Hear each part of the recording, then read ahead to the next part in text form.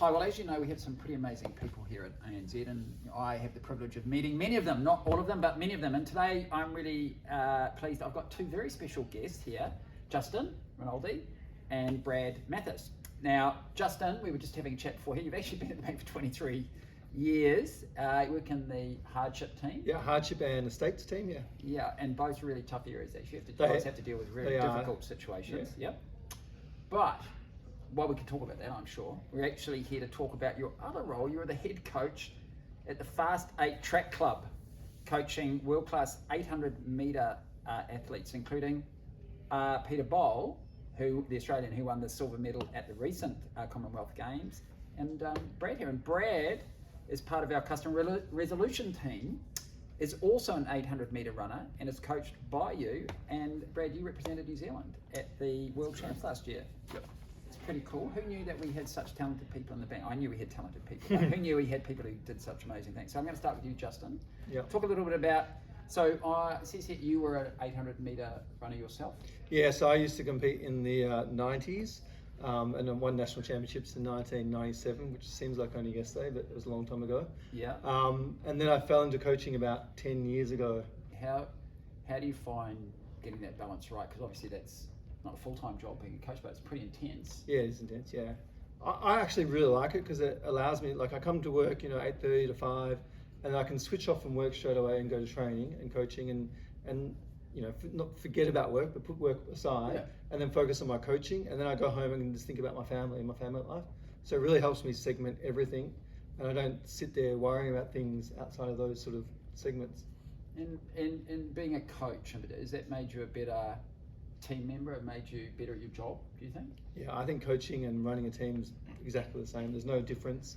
Coaching. You sitting around with a stopwatch with your team? Well, sometimes I call my staff athletes, and we're trying to make KRAs. I talk about competing and stuff like that. So I do get it intertwined, but yeah, I do find it hard to switch off sometimes. And what about you, Brad? So you've obviously a really passionate runner. You must be if you're so serious about it. How did you get into running in the first place? So sort of just fell into it. First started doing school cross country like everyone does back in New Zealand, and then I had a coach sort of identify that I might have been quite good at it, and just sort of went from there. Started training 3 or 4 times a week, and just sort of progressed from there. You just get that love for it in there, that there's nothing better than winning, so you just get addicted to that feeling. So where are you in your running journey now?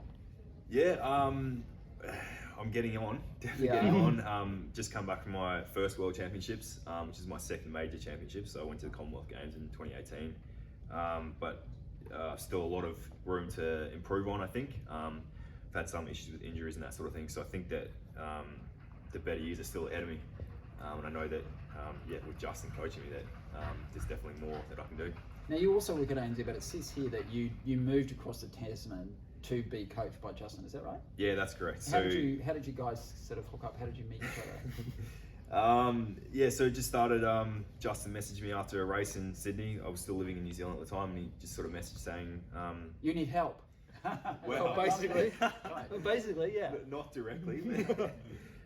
Very subtly, he sort of said if you wanted to ever come for a training camp, the door's always open. So what's your training regime at the moment? How much in a week do you train? At the moment, I'm not doing much at all because I'm just coming back from a break.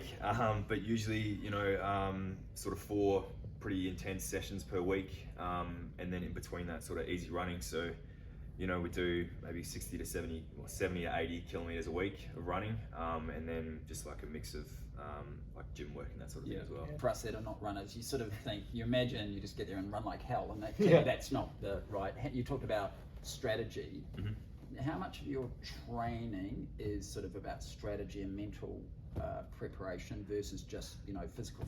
I think running a business and training is exactly the same. So we have a 4-year goal to make the Olympics, and we have steps on the way to get to those goals, and there might be 4 things. It might be working on your speed, working on your endurance, making sure you've got a kick at the end, or being physical and holding your position.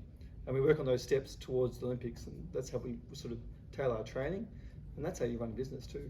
So talk about Peter Bowl at the what was your level of participation there, and just talk through what it's like to be a coach watching your product, your person, I guess your friend, but also this person that you are completely emotionally invested in. Yeah, and they're definitely friends because we spend so much time together that we are friends. But so I had 4 weeks annual leave. I went to Germany for 2 weeks before the World Champs just to make sure things were going well and tracking well.